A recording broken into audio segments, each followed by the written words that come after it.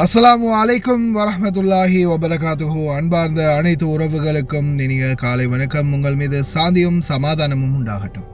இன்றைய காலை பொழுது உங்கள் அனைவருக்கும் இனிய பொழுதாக அமைய எல்லாம் வல்ல இறைவனை பிரார்த்தித்தவனாக இன்றைக்கும் கோயத்துடைய பல முக்கியமான செய்திகளை பற்றி தான் பார்க்க போகிறோம். வீடியோவை கடைசி வரைக்கும் பாருங்கள். தெரியாத நண்பர்களுக்கும் மறக்காமல் ஷேர் பண்ணுங்கள். வீடியோ பிடிச்சிருந்தா ஒரு லைக் பண்ணுங்கள், சப்ஸ்கிரைப் பண்ணுங்கள், தொடர்ந்தும் சப்போர்ட் பண்ணுங்கள். குவைத்துடைய டினா மதிப்பும் உள்ளதா பார்த்தலாம். இலங்கைக்கான ரூபாய்கள் ஒரு தினாரின் மதிப்பு 975 ரூபாய் 99% உள்ளது. இந்தியாவின் ரூபாய்கள் ஒரு தினாரின் மதிப்பு 280 ரூபாய் 10% உள்ளது. இது அல்முசைன் எக்ஸ்சேஞ்சுடைய அப்ளிகேஷன் ஆன்லைன் ரேட் ஆகும். கூகுள் ரேட்டை பார்த்தலாம். இலங்கைக்கான ரூபாய்கள் ஒரு தினாரின் மதிப்பு 980 ரூபாய் 70% உள்ளது. இந்தியாவின் ரூபாய்கள் ஒரு தினாரின் மதிப்பு 281 ரூபாய் 70% உள்ளது. அமான் எக்ஸ்சேஞ்ச் ரேட்டை பார்த்தலாம். இலங்கைக்கான ரூபாய்கள் ஒரு தினாரின் மதிப்பு 977 ரூபாய் 51% உள்ளது. இந்தியாவின் ரூபாய்கள் ஒரு தினாரின் மதிப்பு 280 ரூபாய் 11% உள்ளது.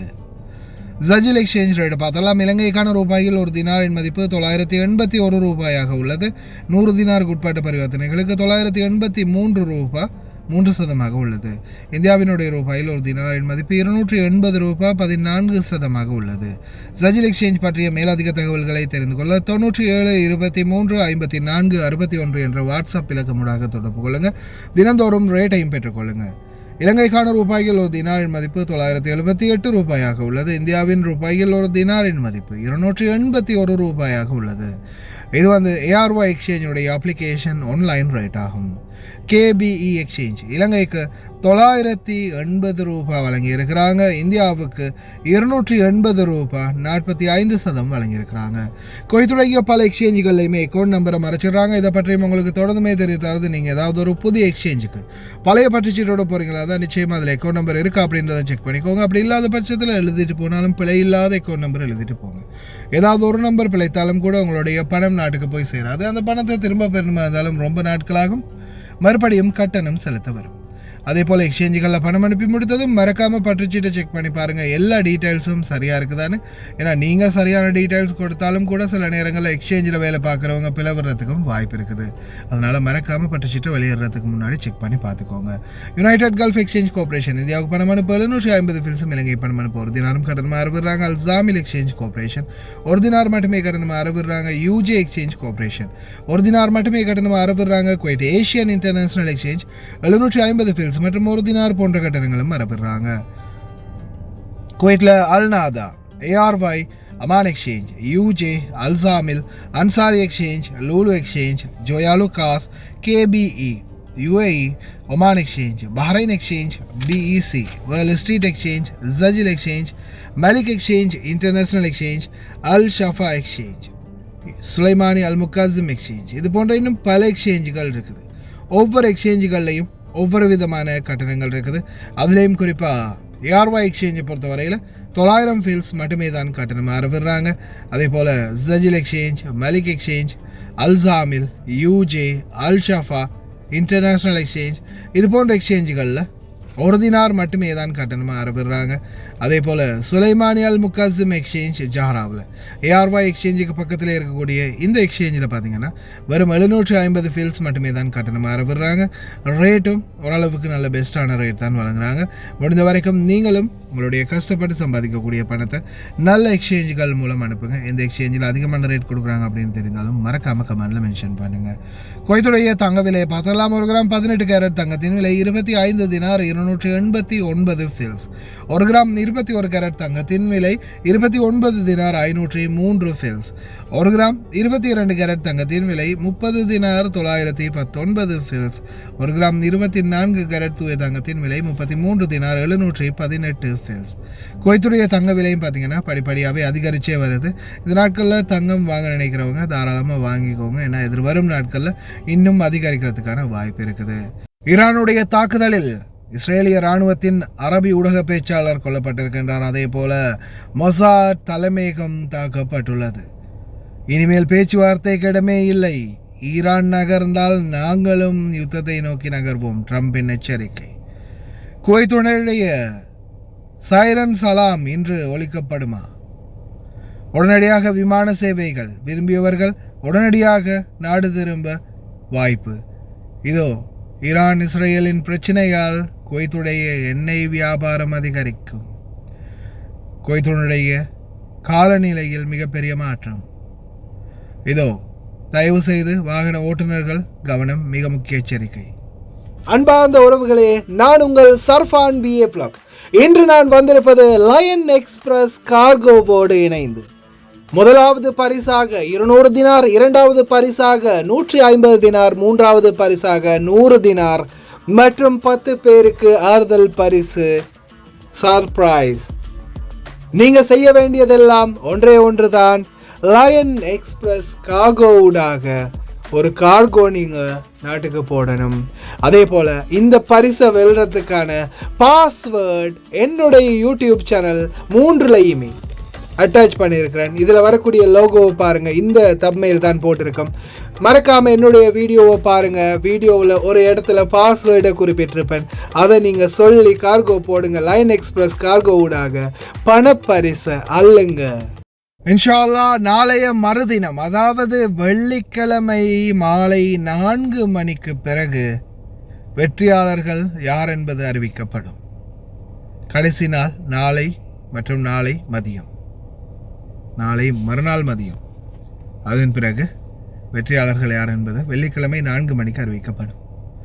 அதே போல குவைத்துடைய காலநிலை, அதிக வெப்பம் மற்றும் தூசியினுடைய காற்றின் வேகமும் அதிகமாக இருக்கும் அப்படின்னு காலநிலை ஆய்வாளர்கள் எச்சரிச்சிருக்கிறாங்க. தயவு செய்து ரொம்ப கவனமாக இருங்க. குறிப்பாக அந்த பாலைவன பகுதிகளில் பயணிக்கக்கூடியவங்க, இந்த தூசி காற்று அதிகமாக வரும்போது ரோடு ஃபுல்லாகவே மணல் நிறைஞ்சு போயிருக்கும் என்றது நிறைய பேருக்கு தெரிஞ்சிருக்கும்.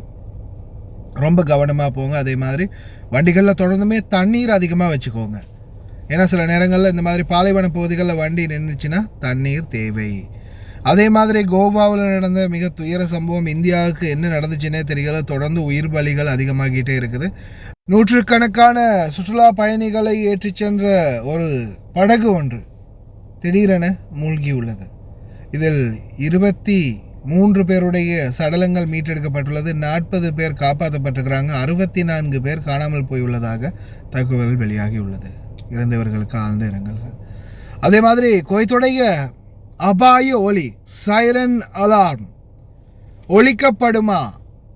18ஆம் திகதி சைரன் அலார்ம், அதாவது இன்றைய தினம் ஒலிக்கப்படும் அப்படி என்று தெரிவித்த பல சமூக ஊடகங்களின் தகவல் பொய்யானது. உள்துறை அமைச்சகம் உத்தியோகபூர்வ சேனல்களில் அப்படி நடந்தால் நிச்சயமாக தெரிவிப்போம் அப்படின்னு தெரிவிச்சிருக்கிறாங்க. இன்றைய தினம் சைரன் அலாம் ஒலிக்கப்படாது. ஈரானுடைய தாக்குதலில் அரபி மொழியில் தொடர்ந்தும் ஊடக பேச்சாளராக பணியாற்றி வந்த இஸ்ரேலிய இராணுவ அதிகாரி கொல்லப்பட்டுள்ளதான தகவல் உண்மையானதா என்பது இன்னும் வரைக்கும் தெரியல. ஆனால் இப்போதைக்கு வரைக்கும் சமூக ஊடகங்களில் பகிரப்பட்டு வருது. அதே மாதிரி மொசாட் ஹெட் குவார்ட்டர்ஸ் சரமாரியாக தாக்கப்பட்டிருக்கின்றது என்பது மிகவும் வியப்புக்குரிய விடயமாக இருக்குது. மொசாட்டுடைய ஹெட் குவார்ட்டர்ஸே அடித்து தூக்கிட்டாங்களா அப்படின்னு. அதே மாதிரி BBC மற்றும் ராய்ட்டர்ஸ் போன்ற செய்தி தளங்களில் அதிகமாக தற்போது பகிரப்பட்டு வருகின்றது. இஸ்ரேலினுடைய நிலைமை, தற்போதைய நிலைமை, சில தெல் அவீவ் மற்றும் சில பகுதிகளில் இருக்கக்கூடிய நிலைமைகள். அதே போல் யாருமே இறக்கலை, ஒரே ஒரு ஆள் தான் இறந்துருக்குது, 20 பேர் தான் காயமடைஞ்சிருக்காங்க அப்படின்னு இஸ்ரேல் சொன்னாலும் உயிரிழந்தவர்களுடைய எண்ணிக்கை அதிகமாக இருக்கலாம் அப்படின்றது சந்தேகமாக இருக்குது. ஏன்னா இந்த அளவுக்கு டிஸ்ட்ராய்டு ஆகி இருக்கின்ற போது உயிரிழப்புகளும் அதிகமாக இருக்கிறதுக்கான வாய்ப்பு இருக்குது. அதே மாதிரி அமெரிக்க ஜனாதிபதி டொனால்ட் ட்ரம்ப் இனிமேல் எந்த பேச்சுவார்த்தைக்கும் இடமில்லை, காலம் தாண்டிவிட்டது, இனிமேல் நெகோஷியேட் இல்லை, அவர்களுக்கான நேரம் அறிவிக்கப்பட்டு விட்டது, தஹ்ரானிலிருந்து உடனடியாக மக்கள் வெளியேற வேண்டும், நியூக்ளியர் சிஸ்டத்தை ஒப்படைக்க வேண்டும், இல்லை என்றால் தாக்குதல் நிச்சயம். அதே போல் குவைத்தில் தொடர்ந்துமே ரேடியேஷன் லெவலை செக் பண்ணுறதுக்கான வேலை திட்டங்கள் அதிகரித்து கொண்டே இருக்குது. காற்றில் உள்ள நச்சுத்தன்மையோ அல்லது ஏதாவது கதிர்வீச்சுகளோ இருந்தால் உடனடியாக கண்காணிக்கப்படும் அப்படின்னு தெரிவிச்சிருக்கிறாங்க. அதே மாதிரி குவைத்துடைய வெளி விவகார அமைச்சகம் மிக முக்கியமான தகவலை வெளியிட்டிருக்கிறாங்க. Minister of foreign affairs plan பண்ணியிருக்கிறாங்க எவிகேட் பண்ணுறதுக்கு கிட்டத்தட்ட 1000க்கும் அதிகமான பேர்கள் குவைத்திகளை, வெளிநாட்டவர்கள், அவங்களோட போன வெளிநாட்டவர்கள் மற்றும் குவைத்திகள் அனைவரையுமே உடனடியாக அவங்களுடைய விருப்பத்துக்கின் அடிப்படையில், அதாவது ஈரானில் இருக்கக்கூடிய குவைத்திகள் அனைவருமே அவங்களுடைய விருப்பத்துக்கு மாறாக இல்லாமல் அவங்களுடைய விருப்பப்பட்டால் உடனடியாக நாட்டை விட்டு அந்த ஈரானை விட்டு வெளியேறி குவைத்துக்குள் வரலாம். அதே மாதிரி வெளிநாட்டவர்கள் அங்கே இருக்கக்கூடியவங்க அவங்களுடைய சொந்த நாட்டுக்கு போகிறதுக்கு ஒரு ஏற்பாடு இருந்தால் அதையும் பண்ணி கொடுக்குறோம் அப்படின்னு சொல்லியிருக்கிறாங்க. இப்போதைய சூழல் ஆபத்தான சூழலாக இருக்கிறதால உடனடியாக அவங்களுடைய பாதுகாப்பை உறுதிப்படுத்துவதாகவும் தெரிவிச்சிருக்கிறாங்க. அதே போல் இதோ பஹ்ரைனிலும் வானில் சில காட்சிகள் வந்து தென்பட்டிருக்குது. மிசைல் டார்கெட்டிங் பண்ணக்கூடிய காட்சிகள். هذا باليستي وعلي يا علي يا علي يا علي يا علي يا علي يا علي يا علي يا علي مدد يا علي يا علي يا علي يا علي مدد يا علي يا أبا عبد الله صعد الحنين صعد. வான் நோக்கி எழும் மிசைல்களால், அதாவது இந்த ஏவுகணைகள் வான் நோக்கி எழும்போது இது வந்து ஆகாச அளவில், அதாவது ஆகாயத்தில் மறைந்து தான் போகுது, மேல் நோக்கி போய் அதுக்கப்புறமா அது டெஸ்டினேஷனை சூஸ் பண்ணி பறந்துக்கிட்டு இருக்குது. அப்படி பறக்கும்போது அந்த வான்வெளிகளில் விமானங்கள் வரும்போது, விமானங்கள் தரையிறக்கிறதுக்காக மிகவும் தாழ்வான பகுதிகளுக்கு வரும்போது நிச்சயமாக தாக்கப்படுறதுக்கான வாய்ப்புகள் அதிகமாகவே இருக்குது. அதனால தான் அந்த வான்வெளி பகுதிகளையே முற்றுமுழுதாக தவிர்த்திருக்கிறாங்க ஏர் ஸ்பேஸ் கண்ட்ரோல் டீம். அதாவது இனிவரும் நாட்களில் இந்த மாதிரியான போர் சூழல் அதிகரிக்கும் போது விமான பயணங்கள் முற்றிலும் தடைப்படலாம். ஆனால் இப்போதைக்கு வரைக்கும் விமானத்தினுடைய பயணம் அரபு நாடுகளில் தொடர்ந்து நடந்துக்கிட்டே தான் இருக்குது. சில டெஸ்டினேஷன், அதாவது சில குறிப்பிட்ட பகுதிகளுக்கு போகக்கூடிய வழிகளை வந்து மாற்றி அமைச்சிருக்காங்க, சுற்றி போகிறாங்க. இந்த மாதிரி இருக்கிறதால காலதாமதமாக ட்ராவல் பண்ண வேண்டி இருக்கும். ஆனாலும் பயணம் இன்னும் தடைப்படலை, இன்ஷா அல்லாஹ், அல்லாஹு ஆலம். அதே போல் குவைத்துடைய ஆசிரியர்கள் சங்கம் சிலர் வந்து குற்றச்சாட்டை முன் வச்சுருக்காங்க. ஃபிங்கர் பிரிண்ட் வேலை செய்யதில்லை, நாங்கள் வேலைக்கு அட்டெண்டன்ட் பண்ணியும் ஃபிங்கர் பிரிண்ட் வேலை செய்யாதால் எங்களுடைய சம்பளத்தில் கை வச்சிருவாங்களோ அப்படின்ற கவலையோடு இருக்கிறதா தெரிவிச்சிருக்கிறாங்க. அதே போல் ஃபர்வானியா கவர்னரேட் பகுதிகளில் இப்போ ரீசெண்டாகவே தொடர்ந்து பேச்சுலர்ஸ் தங்கக்கூடிய கட்டிடங்களில் அதிரடியான சோதனைகள் நடக்குது. முக்கியமாக மின்சார பாவனைகளை தொடர்ந்துமே கண்காணிச்சுக்கிட்டு வராங்க குவைத்துடைய மின் வாரியம். குறிப்பாக உங்களுக்கு தெரியும், வெப்ப காலம் அதிகரித்து வரதால் மின் உற்பத்திக்கான தேவைப்பாடுகள் அதிகமாக இருக்குது. ஆனாலும் மின்சாரங்களை ஜெனரேட் பண்ணக்கூடிய இயந்திரங்கள் அதிகமான சூடு, அதாவது இங்கே இருக்கிற குவைத்துடைய சூட்டோடு சேர்ந்து இயந்திரங்களும் சூடாகும் போது வெடிப்புகளோ அல்லது வேறு ஏதாவது தீப்பற்றக்கூடிய விபத்துகளோ அல்லது இயந்திர கோளாறுகளோ வர்றதுக்கான வாய்ப்பு இருக்குது. அப்படி இருக்கிற பட்சத்தில் இயந்திரங்களை கொஞ்சமாவது ஆஃப் பண்ணி வைக்க வேண்டிய சூழல் இருக்குது. இந்த மாதிரி சூழல் தொடர்ந்து கொண்டே இருந்தால் மின்சார தடை குறைந்தது 12 மணித்தியாலம் முதல் வரைக்கும் ஒவ்வொரு பகுதிகளிலும் மின்சார தடை ஏற்படலாம் அப்படின்னு தெரிவிக்கிறாங்க.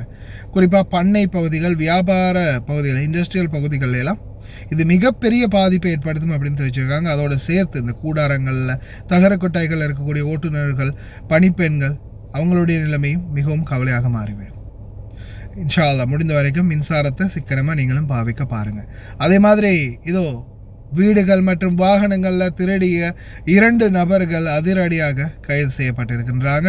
கலவரத்திலையும் ஒரு கிளுகிழுப்பு அப்படின்ற மாதிரி குவைத் வந்து ஈரான் இஸ்ரேல் பிரச்சனையால் குவைத்துடைய எண்ணெய் வியாபாரம் தற்போது மேலோங்கி வருவதாகவும் அதிகரித்து வருவதாகவும் தெரிவிச்சிருக்கிறாங்க. அதிக லாபத்தை ஈட்டி வருவதாகவும் நிறைய பெட்ரோல் விற்பனை வந்து தற்போது அதிகரித்து வருவதாகவும் தெரிவிச்சிருக்கிறாங்க.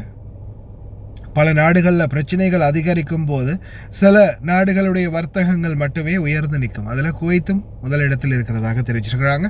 அதே போல் குவைத்தில் டெலிவரி பைக் சாரதிகளே தயவு செய்து ரொம்ப கவனம். தொடர்ந்துமே உங்களுக்கான எச்சரிக்கைகள், அவேர்னஸ்கள் தொடர்ந்துமே நாம் கொடுத்துக்கிட்டே இருக்கிறோம். குவைத்தில் டெலிவரி பைக் சாரதிகள் தொடர்ந்துமே கஷ்டத்தை தான் அனுபவிக்கிறாங்க. ஏன்னா இன்றைக்கும் பலருடைய சம்பளம் 50 தினார், 40 தினார், 30 தினார், 60 தினார் அப்படின்னு தான் கொடுக்குறாங்க. வரும்போது பேசி வந்தது சாப்பாடு, தங்குமிடம் எல்லாத்தோடையும் சேர்த்து 150 தினார், 200 தினார்னு. ஆனால் இங்கே வந்த பிறகு சம்பளமே இல்லை பலருக்கு. ஜார் கட் அடித்தா தான் சம்பளம், இத்தனை டெலிவரி ஒரு நாளைக்கு பண்ணினாதான் சரியான சம்பளம் அப்படின்ற நிலைமையில் கஷ்டப்பட்டுக்கிட்டு இருக்கிறீங்க. அதோடு சேர்த்து விதிமீறல்களையும் பண்ணி தேவையில்லாத பிரச்சனைகளை மாட்டிக்காதீங்க. முடிந்த வரைக்கும் ரூல்ஸை ஃபாலோ பண்ணுங்கள். அன்பார்ந்த உறவுகளே, குவைத்தில் தற்போது போதைப்பொருள் கலாச்சாரம் ரொம்ப அதிகரித்து வரதா குவைத்துடைய உத்தியோகபூர்வ நாளிதழ்கள்லேயே தெரிவிச்சிருக்கிறாங்க. இவங்களுடைய போதைப்பொருள் கலாச்சாரம் எந்த அளவுக்கு அதிகரிக்குதோ அந்த அளவுக்கு நாட்டில் வந்து குற்றச்செயல்களும் அதிகரிக்கும். கொலை, கொள்ளை, வழிப்பறி இது போன்ற பல சம்பவங்கள். வீடுகளில் வேலை செய்கிறவங்களாக இருந்தாலும் சரி, வெளியில் வேலை செய்கிறவங்களாக இருந்தாலும் சரி, வீடுகளில் நடமாடக்கூடியவங்களாக இருந்தாலும் சரி, தயவு செய்து ரொம்ப கவனம். இந்த போதைக்கு அடிமையாகினவங்களை பற்றி உங்களுக்கு தகவல்கள் தெரிஞ்சாலோ இல்லது அவங்க உங்கள் வீட்டிலேயே தான் ஒருத்தராக இருக்கிறாங்கன்ற பட்சத்தில் அவங்கள்ட்ட வந்து ரொம்ப கவனமாக ஜாக்கிரதையாக இருங்க. தயவு செய்து கவனம். எல்லா வல்ல இறைவன் அனைவரையும் பாதுகாக்கட்டும். உலகளாவிய ரீதியில் நடக்கக்கூடிய யுத்தங்கள் முடிவடையட்டும். அனைவருக்கும் சாந்தியும் சமாதானமும் கிடைக்கட்டும் அப்படின்னு பிரார்த்திக்கின்றேன். இன்றைக்கு கொஞ்சம் இறைச்சலான சத்தத்தோடு தான் நியூஸ் இருக்கும். ஏன்னா வண்டியில் உட்காந்து தான் போடுறேன். விடிய காலையிலேயே நம்ம வீட்டில் வேலை பார்க்குற பணிப்பெண் ஒருவருக்கு பல்வலி அப்படின்றதால அதான் ஹாஸ்பிட்டலில் வந்து 5:30 மணிக்கே உட்காந்தாச்சு. ஓகே ஃப்ரெண்ட்ஸ், கவனமாக இருங்க. அனைவரையும் நல்லா பாதுகாக்கட்டும்.